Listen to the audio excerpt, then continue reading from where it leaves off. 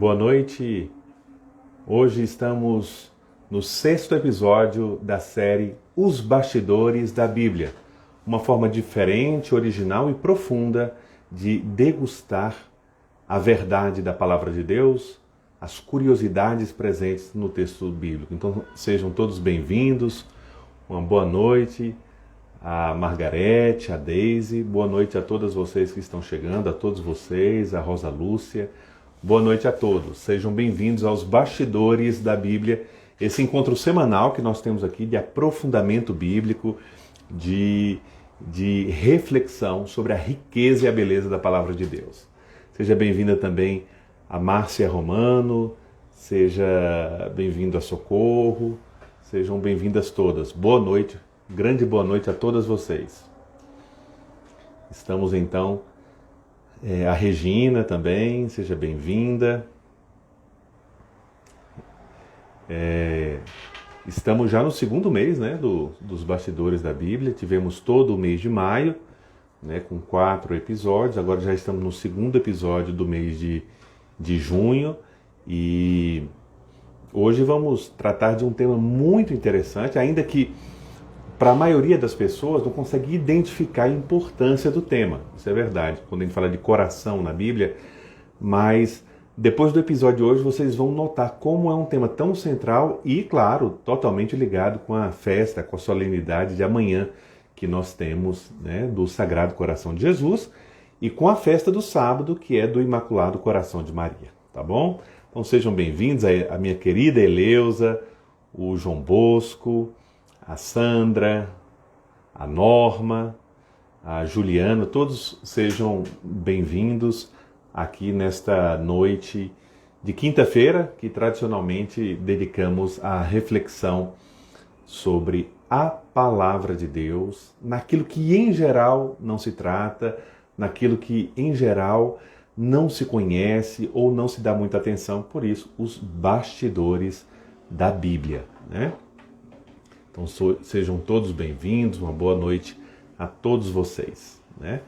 Se você está se lembrando de alguém aí que gostaria de assistir essa live, que poderia se unir a nós, então usa aí na parte inferior do seu smartphone e compartilha essa live com amigos, parentes que vocês tenham aí e às vezes podem participar, podem aproveitar essa reflexão que nós vamos ter hoje. Beleza? Aqui, Confraria da Rocinha, está dizendo saudades de mim. Abraço, Evandro e Lavínia. Ah, sim, com certeza, um grande abraço aos meus amigos Evandro e Lavínia. Trabalhamos tanto juntos, né? Então, muito obrigado mesmo. Também o João Bosco, muito obrigado pelas saudações, João Bosco. Que a paz de nosso Senhor Jesus Cristo também esteja com você, com sua família, com todos vocês, né? É um grande prazer estar aqui mais uma noite para podermos compartilhar, né, entre nós as riquezas e a beleza da Palavra de Deus, né? Seja bem-vinda também a Natália, seja bem-vinda minha querida Natália, uma boa noite a todos. Também o Xande está entrando aí. Vamos começar, para a gente aproveitar bem o tempo. Eu queria lembrar uma coisa interessante para vocês. Eu notei que vocês participaram bem na vez passada. Então, vamos, quem tiver pergunta, poste sua pergunta aí nesse pontinho de interrogação na parte inferior da tela. Vamos participar, faça perguntas. Eu vou ser mais sucinto na apresentação e vou, no final, deixar mais tempo para responder as perguntas. Então, vamos aproveitar as perguntas, né? Também para aprofundar, para saber mais sobre o tema. Então, seja bem-vindo o Júnior, a Simone, também o Heitor, meu cunhado, minha irmã, a Mari, o Léo Moreira, sejam todos bem-vindos. Hoje nós vamos tratar, por causa da solenidade de amanhã. Então amanhã nós temos uma grande solenidade da igreja, é uma das 3 solenidades do tempo comum, né, que são todas celebradas, essas 3 solenidades, depois do tempo pascal. Então só para vocês entenderem, logo que termina o tempo pascal, ali com Pentecostes, nós temos 3 solenidades importantíssimas, chamadas solenidades do tempo comum. A primeira delas é a solenidade da Santíssima Trindade, que a gente celebra justamente no domingo após Pentecostes. Então, domingo após Pentecostes é domingo da Santíssima Trindade. Então, o mistério central da nossa fé é o mistério de Deus, o mistério de Deus que é uno e trino.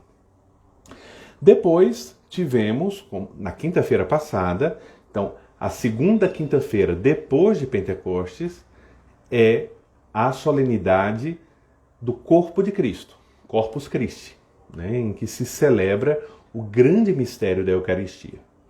E, por fim, nós temos, na sexta-feira da semana pós-Corpus Christi, então, passou a semana de Corpus Christi, na semana seguinte, a sexta-feira, é a terceira solenidade, a solenidade do Sagrado Coração de Jesus.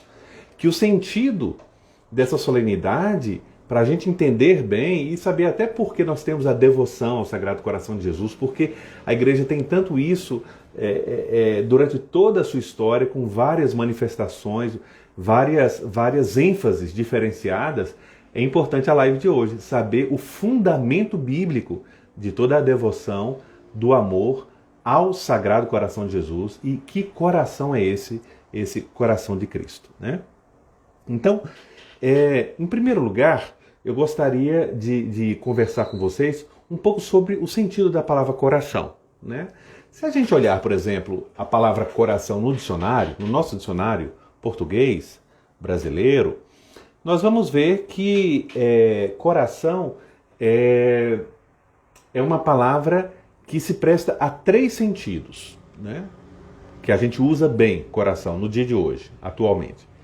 Em primeiro lugar, coração é o órgão chamado coração, né? O órgão responsável, a sua função, funcionamento do nosso corpo, do nosso organismo, né? Não vou explicar mais, não vou falar mais, porque não sou médico, não sou especialista nessa área. Então, o coração como um órgão do corpo humano, certo? Então, esse é o primeiro sinal, né? É o primeiro sentido, certo? O segundo sentido é quando nós tratamos de coração tudo aquilo que se refere aos nossos sentimentos amorosos, aos nossos sentimentos interiores. Então, o valor sentimental, tudo que agrega um valor sentimental, se atribui de modo metafórico o termo coração. E depois, um outro tipo de metáfora, um outro tipo de atribuição de sentido, por causa da importância do coração no corpo humano, é quando a gente quer falar sobre o centro de uma questão, de um assunto, de uma discussão, o cerne, o fulcro, o ponto fulcral, a gente fala o coração do problema, o coração dessa questão. Então, no uso do português atual, na nossa língua, e não só na nossa língua, em geral na maioria das línguas contemporâneas, dos idiomas contemporâneos que usamos, seja o inglês, o francês, o italiano, o alemão. Então, coração tem esse sentido. Um órgão do corpo humano, o seu valor sentimental e também quando se trata de um cerne, de um centro de uma questão. Mas, vamos ver agora na Bíblia. E aí vamos entrar já mais no nosso assunto. Na Bíblia também tem esse sentido fisiológico. Também quando se fala de coração, está falando desse órgão no corpo humano. Vou dar um exemplo aqui para vocês. Vamos pegar, se vocês têm a Bíblia aí, o segundo livro de Samuel, capítulo 18, versículo 14. Diz assim, nós estamos dentro de toda a questão da morte de Absalão, né? E no versículo 14 diz assim: Joabe disse-lhe: não vou perder tempo contigo. Tomou então 3 dardos e cravou-os no coração de Absalão. Então, cravou os dardos no coração, matou Absalão. Então, cravou os dardos no peito, no coração. Então, esse é o sentido também fisiológico. Então, o primeiro sentido bíblico de coração é aquele sentido comum, um órgão do corpo humano. Na Bíblia também, nós temos essa dimensão sentimental. Além da dimensão fisiológica, nós temos também essa dimensão sentimental. Por exemplo, vou pegar no mesmo livro, né, no segundo livro de Samuel, aqui uma passagem que está bem próxima dele, do capítulo 15, versículo 13, Nós estamos narrando depois da revolta de Absalão, esse que acaba de ser assassinado aqui, o texto que eu acabei de ler. Então há uma fuga de Davi, né? A fuga de Davi. Então, no versículo 13, então, 2 Samuel 15, 13, fala assim: um mensageiro veio dizer a Davi: o coração de todo Israel está com Absalão. Então, o coração de todo o povo de Israel está com Absalão. Ou seja, o sentimento, a preferência de todas as pessoas que pertencem ao povo de Israel estão voltados para Absalão. Aqui é um apoio político, um apoio que mostra uma escolha do povo, né? Então, vejam que essa dimensão afetiva, emocional, quase que intencional, interna do ser humano, também está aqui. Mas nós temos que aprofundar, porque não é só isso, né? Não é só isso. No hebraico, na língua em que foi escrita a Bíblia, principalmente o Antigo Testamento, quase todo foi escrito em hebraico, nós temos que coração abrange o interior do ser humano. Isso aqui é muito importante entender, hein? Vamos aqui, muita atenção. O coração abrange tudo que é interior do ser humano, não só o aspecto físico, não só o aspecto corporal, fisiológico. Todo o interior do ser humano, todo o interior espiritual, anímico, certo? O que significa isso? Que quando estamos falando na Bíblia de coração, estamos falando de sentimentos, mas estamos falando também de lembranças, de ideias, de projetos, de decisões, de pensamentos. Vamos ver alguns exemplos na Bíblia em que, principalmente, essa parte do ser humano, a sua parte de inteligência, de consciência e de decisão, essa dimensão da liberdade, ficam claros. Eu vou mostrar só aqui 4 exemplos, vou pegar todos do Antigo Testamento, porque mais à frente nós vamos tratar do Novo Testamento, ok? Então, o primeiro exemplo que eu pego é do livro do Siracida, do Eclesiástico, capítulo 17, versículo 6. 17:6, livro do Eclesiástico, não Eclesiastes, Eclesiástico, né? Sejam todos bem-vindos, viu?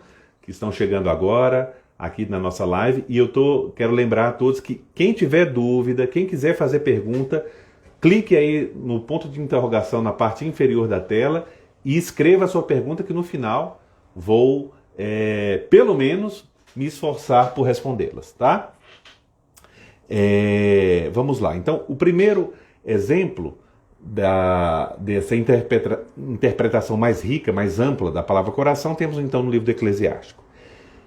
Nesse versículo se fala de Deus deu aos homens um coração para pensar. Um coração para pensar. Um coração que tenha bom senso. Um coração para pensar. Então, na Bíblia se pensa com o coração. Então, o coração também significa a faculdade do pensamento, a capacidade de pensar, que o nome técnico é inteligência, né? Também vamos tomar um salmo, né? O Salmo 33, versículo 11. Salmo 33, versículo 11. Diz assim: os pensamentos do coração de Deus. Os pensamentos do coração de Deus. Quando vai se falar do plano de Deus, da vontade salvífica de Deus, ou seja, o plano de salvação de Deus, que Deus tem em relação ao seu povo, em relação à humanidade, se fala dos pensamentos do coração de Deus. Não fala dos pensamentos da mente de Deus, os pensamentos da inteligência de Deus. Aqui usa o termo coração, lib, coração. Então, se pensa com coração. Isso é muito importante, porque às vezes a gente lendo o texto, a gente interpreta sempre coração no aspecto ou sentimental ou, infelizmente, sentimentalista e perde, às vezes, uma nuance, um detalhe que nos faz entender melhor e plenamente o que Deus está a nos falar, né? No livro dos Provérbios, então, um terceiro exemplo, no capítulo 23, versículo 26, diz o seguinte: dá-me o teu coração. Dá-me o teu coração. Qual é o sentido dessa frase? Preste atenção. Então, o coração aqui, como todas as capacidades do ser humano se colocam diante da pessoa que fala. Dá-me o teu coração significa preste atenção naquilo que eu vou falar. E é de fato isso, né? Então não é só o coração, o órgão coração, não é só os sentimentos, mas é todos os sentimentos, a inteligência, a vontade, a liberdade, né? Então, vários elementos que estão em volta disso. E deixei para o final, que é um dos textos mais importantes quando se trata do tema de coração no Antigo Testamento, que é aquele famoso texto, creio que grande parte de vocês conhecem, com certeza todos já ouviram, pelo menos na missa, em pregações, em palestras, que é o trecho do profeta Ezequiel que anuncia, que profetiza a nova aliança como uma mudança de coração. Deus promete a seu povo dar um coração novo, né? Então, vamos Ezequiel, o famoso trecho de Ezequiel, capítulo 36, versículo 26. Né? Não vou ler todo aqui, porque esse texto aqui mereceria com certeza um curso inteiro, né? Porque é tão rico esse capítulo 36, né? Mas vamos tratar aqui basicamente ali do versículo 26, né? Eu vou começar um pouquinho antes, aqui talvez no versículo 24. Diz o seguinte: eu vos tomarei dentre as nações, recolhendo-vos de todas as terras, e vos conduzirei à vossa terra. Aspergirei sobre vós água pura, e sereis purificados. Eu vos purificarei de todas as impurezas e de todos os ídolos. Continua o profeta Ezequiel. Eu vos darei um coração novo, e porei em vós um espírito novo. Tirarei de vosso corpo o coração de pedra, e vos darei um coração de carne. Então é um texto belíssimo que anuncia essa ação profunda que vai ser realizada por Cristo no Novo Testamento. É Cristo que renova o nosso coração, que nos dá um coração novo, um espírito novo com o Espírito Santo que nos é dado em Pentecostes, né? Então Cristo é que cumpre todas as promessas do Antigo Testamento. Dar-vos-ei um novo coração. E essa oposição do coração de pedra, porque o coração de pedra também, na Bíblia existem outras expressões como coração endurecido, coração duro, né? Todos significam dureza, fechamento para não ouvir, não entender a vontade de Deus, não se converter. Então é uma rejeição interior à palavra de Deus. Então essa dureza de coração, que é uma falta de amor, que é uma falta de fé, né? Dar-vos-ei um coração novo, dar-vos-ei um espírito novo. E aí dará um coração de carne, né? E aqui carne significa um coração verdadeiramente humano, um coração como Deus quer, né? Aqui entra um outro termo que é muito importante na Bíblia, que valeria a pena depois a gente refletir em outra live, é o termo carne. Esse daqui é fonte de grandes equívocos, grandes erros. Como a gente confunde carne com corpo, né? Então, porque os pecados da carne, como se fossem pecados apenas ligados à dimensão sexual e corporal. Não. Na Sagrada Escritura e na doutrina da igreja, pecados da carne são todos aqueles pecados que vão contra a vontade de Deus. Inveja é um pecado da carne. Ira é um pecado da carne. Né? Então é muito importante entender essa terminologia bíblica que nos dá uma maior abertura para entender o que na palavra de Deus está sendo dito. Então, esses 4 exemplos nos mostram a riqueza do termo coração. Então, olhando um pouco rapidamente esses textos bíblicos do Antigo Testamento, já podemos fazer um primeiro resumo. Né? O que é coração na Bíblia? Né? Ou, usando um termo mais técnico, qual é o significado antropológico de coração na teologia bíblica? Né? Então vamos fazer um resumo. Na dimensão antropológica bíblica, o coração do homem é a fonte da sua personalidade. É a fonte da sua personalidade consciente, inteligente e livre. É como se fosse a raiz da personalidade humana. É o coração. É o lugar das escolhas decisivas e da ação misteriosa de Deus. Está muito além da dimensão psicológica. A dimensão psicológica ela é superficial. Porque a dimensão psicológica chega apenas à dimensão dos comportamentos, das manifestações da realidade interior, mas não chega na essência do interior.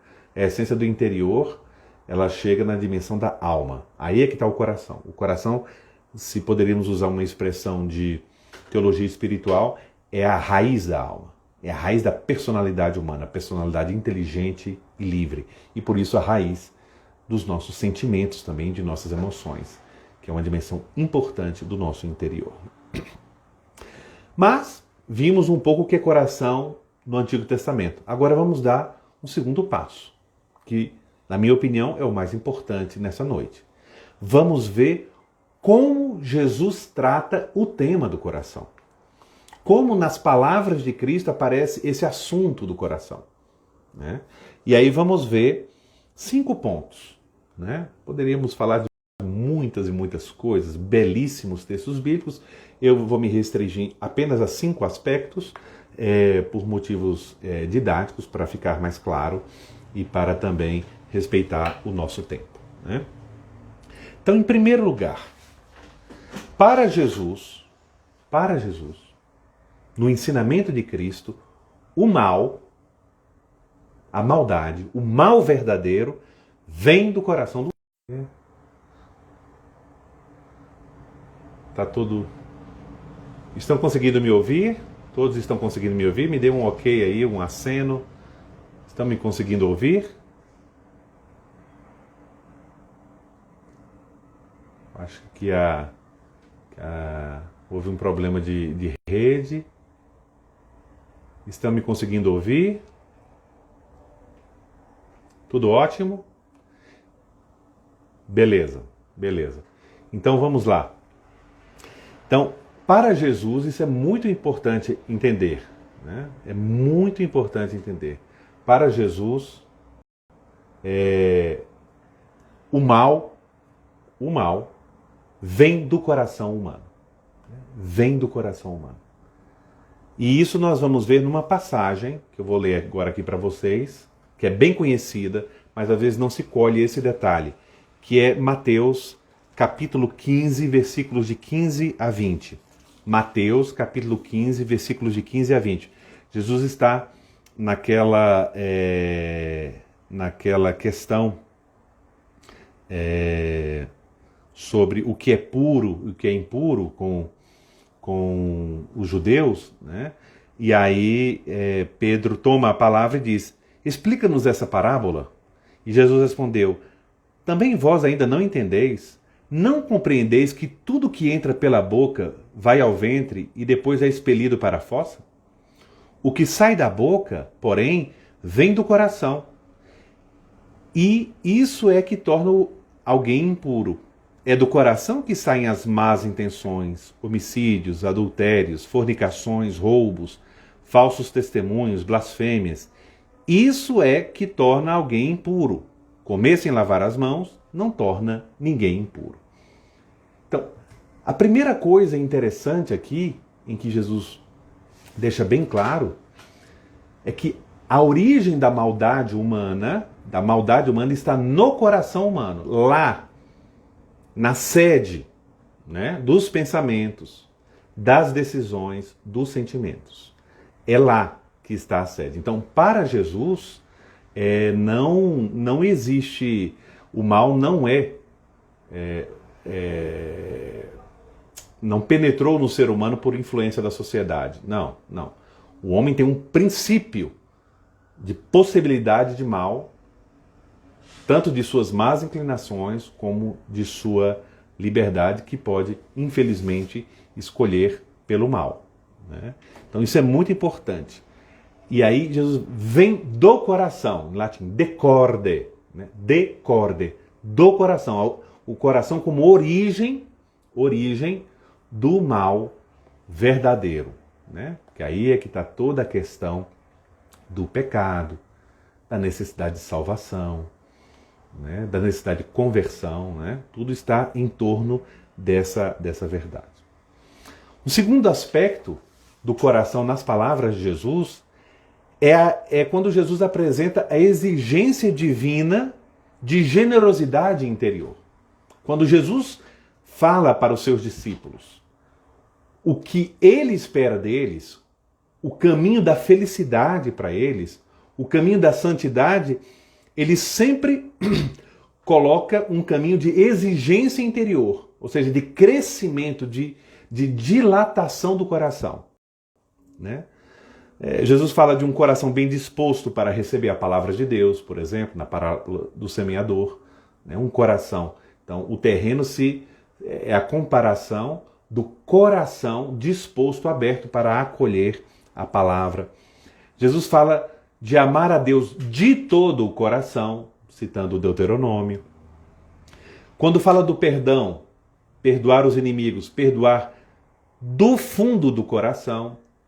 Então, a radicalidade evangélica, ela encontra sua origem no coração do homem. Isso é muito importante. Se o mal se origina do coração do homem, o bem, a santidade, também surge ali pela ação salvífica de Cristo por meio do seu Espírito, né? Jesus também, esse é um terceiro aspecto, promete a visão de Deus, diz que verão a Deus aqueles que são os puros de coração. Outra temática muito importante na Sagrada Escritura, a pureza, o que é verdadeiramente ser puro de coração. Aqui tem toda a dimensão da pureza, da salvação, da redenção, da purificação interior, que é a ação do Espírito Santo. Depois temos um texto bonito, tocante, que Jesus revela um pouco do seu coração. E aí é um texto muito importante para a solenidade de amanhã, que está em Mateus capítulo 11, versículo 29. Né?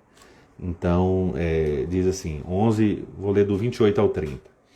Vinde a mim, todos vós que estáis cansados e carregados de fardos, e eu vos darei descanso. Tomai sobre vós o meu jugo e aprendei de mim, porque sou manso e humilde de coração. E encontrareis descanso para vós, pois o meu jugo é suave e meu fardo é leve.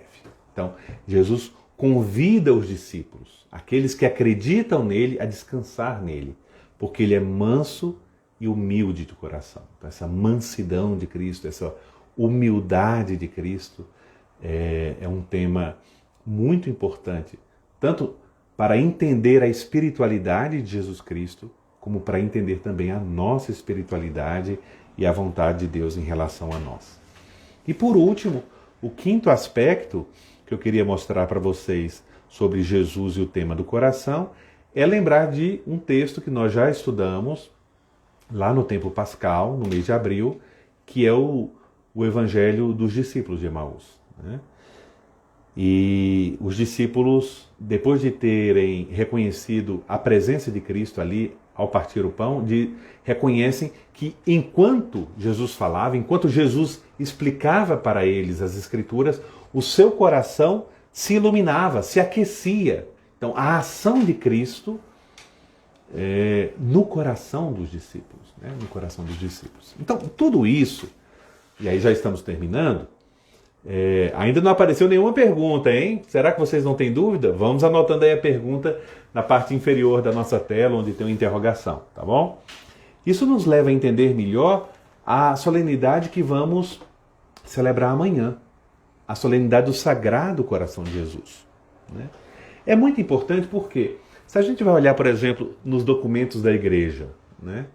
É muito interessante porque todos os papas, eu me lembro aqui, Leão XIII, Pio XII, Paulo VI, João Paulo II, né? Todos os papas sempre destacaram a origem bíblica que tem a devoção ao Sagrado Coração de Jesus, né? Ao Sagrado Coração de Jesus. Então, é uma devoção que tem sua raiz na palavra de Deus. E quando a gente fala coração de Jesus, já dá para entender melhor, não é? Não estamos só falando do coração, o órgão físico do corpo de Cristo. Que seria muito estranho simplesmente pararmos um dia para celebrar o coração de Cristo. Poderíamos celebrar a mão de Cristo, o pé de Cristo, os cabelos de Cristo. Não é essa a dimensão. Quando celebramos o coração de Cristo, estamos celebrando todo o mistério do ser de Cristo. Todo o mistério da pessoa de Cristo. Aqui é uma expressão bonita do diretório sobre a piedade popular e liturgia. A totalidade do seu ser e de sua pessoa, considerado o núcleo do mistério de Cristo. Na sua raiz, quem é de fato Cristo? Filho de Deus, sabedoria incriada, caridade infinita, princípio de salvação e santificação de toda a humanidade. Então, quando a gente celebra o Sagrado Coração de Jesus, estamos celebrando tudo o que Cristo é. Salvador, Redentor, amor misericordioso do Pai para cada um de nós. Por isso que quando falamos do coração de Cristo, nós temos 3 dimensões, e com isso eu termino, 3 dimensões que ficam bem tocantes nos evangelhos. Primeiro, um coração crucificado. Então, o coração de Cristo é, em primeiro lugar, um coração crucificado. Crucificado não porque está preso a uma cruz. Crucificado porque se quis deixar crucificar como ato de amor pleno, de oferenda ao Pai pela salvação de cada um de nós, por amor de cada um de nós. Né? Cada um de nós. Depois, isso fica claro no Evangelho de São João, capítulo 19, que é o Evangelho da missa de amanhã, o Sagrado Coração de Jesus. Né? O lado de Cristo aberto, de onde brota sangue e água, símbolos do sacramento da Eucaristia e do batismo. Né? Toda a graça sacramental que brota do coração redentor de Cristo. Depois, o coração de Cristo é crucificado, mas também é ressuscitado. É esse lado perfurado do crucificado que Tomé é convidado a tocar, a colocar ali o dedo para acreditar, ele que antes duvidava. E por fim, o coração de Cristo, Cristo que é o verdadeiro Deus que se fez homem, o Filho de Deus encarnado, e o Verbo se fez carne e habitou entre nós. O coração de Cristo é o coração humano de Deus. Ele que é perfeito Deus e perfeito homem, ele nos mostra a perfeição do amor de Deus por nós. Deus em Cristo nos ama com um coração humano. Tá bom? Então era um pouco isso que eu queria apresentar para vocês, o coração na Bíblia, o tema do coração na Bíblia, alguns exemplos no Antigo Testamento. Depois do coração, nas palavras de Cristo e, por fim, um pouco alguns tópicos sobre a devoção ao Sagrado Coração de Jesus, né? Então vamos ver algumas perguntas, pelo menos a gente tem umas duas aqui, por enquanto. Quem quiser pode escrever mais perguntas.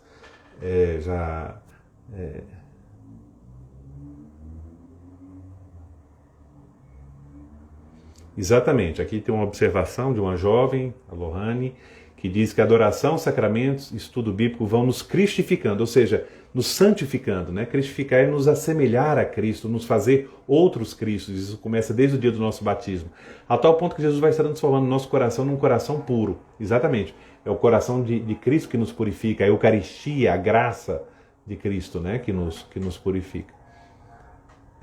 Vamos ver aqui uma pergunta. Que abre.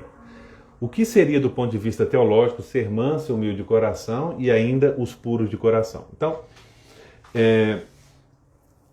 Cristo se afirma manso e humilde de coração. Então, teologicamente, manso e humilde de coração significa um coração que possua as duas virtudes, né, da humildade. A humildade é a verdade, né? A humildade não é se colocar abaixo de ninguém, é reconhecer quem eu sou, né? Enquanto o orgulho é sempre uma ilusão, é me achar maior do que eu sou ou menor do que eu sou também, né? Porque muita atitude vitimista também é orgulho, é falta de humildade, né? Santa Teresa de Ávila afirmava que a humildade é a verdade, né? É a verdade. Então, primeiro, ser manso e humilde de coração é ter essa virtude da humildade. E Cristo nos mostra isso em vários trechos da Sagrada Escritura. Ele é para nós o exemplo de humildade, né? De humildade, que é uma virtude humana, no sentido de que Deus não possui humildade, né? Propriamente. É uma virtude própria do ser humano, né? E Cristo, enquanto homem, é modelo para nós de humildade em vários aspectos, né? Depois, mansidão. Mansidão, que é um pleno domínio, né, da dimensão de combate irascível da alma, né?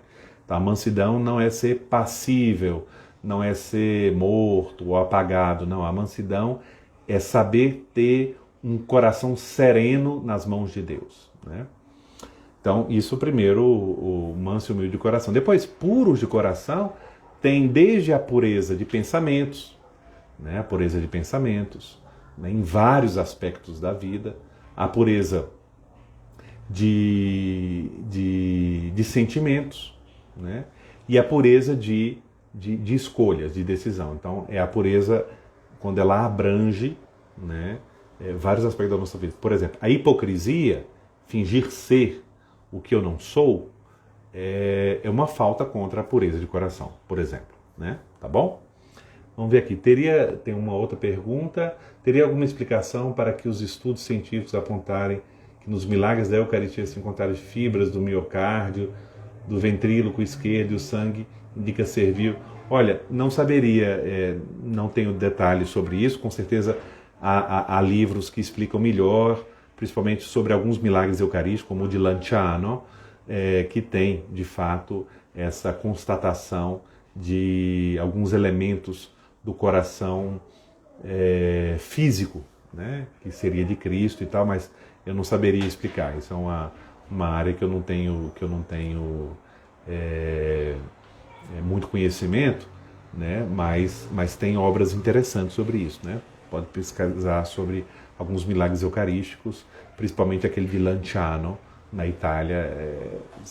Com certeza é um tema muito, muito interessante e muito importante, mas não é por causa disso, né? Não é por causa disso, né? Quem nos salva é o Cristo total, é o Cristo inteiro, é toda a pessoa de Cristo, verdadeiro Deus e verdadeiro homem. Vamos lá, mais uma pergunta da minha querida Eleusa. Querida Eleusa, foi minha catequista, imagine. Como se classificam as solenidades? Onde teve origem a devoção ao Sagrado Coração de Jesus? Olha, aqui seria uma outra live, mas eu vou dar só algumas pinceladas, né? Olha, a devoção ao Sagrado Coração de Jesus, ela vai encontrar sua força a partir do século XVII, século XVIII, né? Grandemente ela foi favorecida por Santa Maria Margarida Alacoque, né, que eu já até citei em uma das lives aqui. Essa santa, por suas experiências místicas com Cristo, então difundiu muito a devoção ao Sagrado Coração de Jesus. Depois, os jesuítas também, a congregação dos jesuítas, né, a sociedade dos jesuítas, até no Brasil, até hoje, né, toda a questão do apostolado da oração, o apostolado do Sagrado Coração de Jesus, expandiram essa devoção no mundo inteiro, né, durante vários séculos, né? Agora, é uma devoção muito importante, né, e que hoje acho que tem que ser renovada e também adaptada às necessidades e às sensibilidades atuais, né? Por exemplo, uma coisa que eu noto que às vezes se destaca pouco é o vínculo entre o Sagrado Coração de Jesus, certo? E Jesus na cruz. E não sou eu que digo isso, hein? São os teólogos, são os documentos da igreja que dizem que tem que favorecer mais essa conexão. Então, a imagem do Sagrado Coração de Jesus que mostra o seu coração em chamas é importante, essa imagem. Mas também o coração de Cristo, crucificado, com o lado aberto, é uma imagem também riquíssima do amor misericordioso de Deus, né? Então, é muito importante essas duas dimensões, né? E por isso, o Sagrado Coração de Jesus, amanhã, é um dia de solenidade. Faz parte das 3 solenidades, como eu disse no início, as 3 solenidades do tempo comum, que acontecem logo depois do tempo pascal, depois da festa de Pentecostes. Então nós temos, no primeiro domingo após Pentecostes, a solenidade da Santíssima Trindade. Depois temos, como celebramos quinta-feira passada, a solenidade de Corpus Christi, a solenidade sobre a Eucaristia, o corpo de Cristo. E amanhã a solenidade do Sagrado Coração de Jesus. Sem esquecer que no sábado, então depois de amanhã, o sábado seguinte à solenidade do Sagrado Coração de Jesus, é a memória do Imaculado Coração de Maria, que aí une a dimensão do coração de Maria como aquele coração mais próximo ao coração de Jesus. O coração mais parecido com o coração de Jesus. Um coração totalmente da mãe unido ao coração do filho, né? Então isso também é muito importante. Mais alguma pergunta? Gostariam de fazer mais alguma pergunta? Olha, eu estou pensando em algumas lives aí pela frente, eu vou avisar com antecedência, mas aí eu vou convidar uma ou 2 pessoas, quando terminar o tema da live, eu fizer a explanação, eu vou convidar alguém para entrar e participar aqui, e a gente conversar, ter algumas perguntas, em que a pessoa faz ao vivo aqui, junto comigo, para a gente bater um papo, tá certo? Mas isso a gente está ainda se organizando para ser mais na frente. Queria avisar então que no próximo sábado, como todos os sábados, às 5h30 da tarde, tanto no Facebook como no YouTube, no canal Conexão Romana, nós temos as lives sobre história da igreja, está muito interessante. Esse sábado nós vamos continuar analisando a prisão de São Paulo nos Atos dos Apóstolos, né? E na próxima quinta-feira, nós vamos ter um tema especial, né? Não vou contar hoje, vai ser um episódio especial com um tema que vai assustar a muitos. Quando eu divulgar aí no meu Instagram, então quem quiser saber tem que seguir aqui o meu Instagram, convide pessoas para seguir. É um tema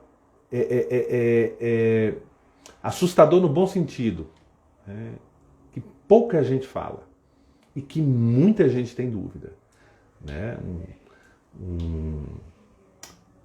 Vai ser um tema sobre o mundo das trevas, né?